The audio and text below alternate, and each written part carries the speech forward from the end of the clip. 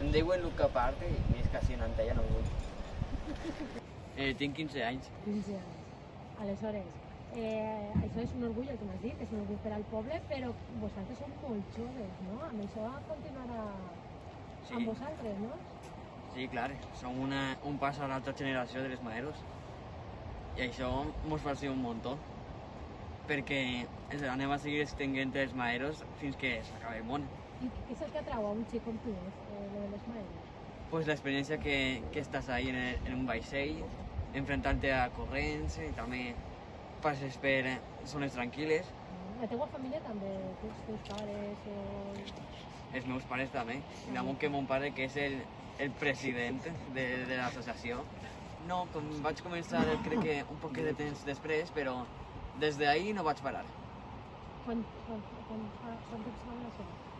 Pues no me'n recordo quant temps, però crec que fa 6-7 anys. Que ja pujant, Sí, portes sí. com 6 o 7 anys pujant. Sí. Perfecte, perfecte. Pues jo me dic Omar M. Bringuer, M-E accent tan català. Vosaltres agarreu... Nosaltres mantindrem viu aquesta tradició. Jo estic encantat de fer-ho. És un orgull, un autèntic honor per a mi, perquè realment jo disfrute molt i això a mi m'encanta, per mi això és passió, és vida. I pues, què diria més? Que jo encantat, jo podria fer tots els mesos això, perquè això per mi és passió. I a la que siga Patrimoni de la Humanitat, això t'assegura que podries continuar fent o que això no es va perdre, no se perdrà. Això a mi m'ha orgullós, en sèrio que a mi m'ha encantat que això sigui Patrimoni de la Humanitat, que jo participi en això ha sigut increïble per mi.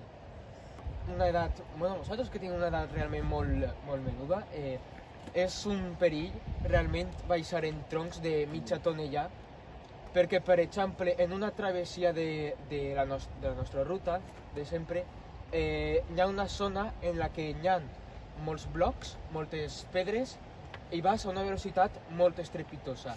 Doncs tu pots encallar-te en una roca i fer-te molt de mal, i és el que va passar a mi. I a més... Però, chico, conta'm les coses bones, no?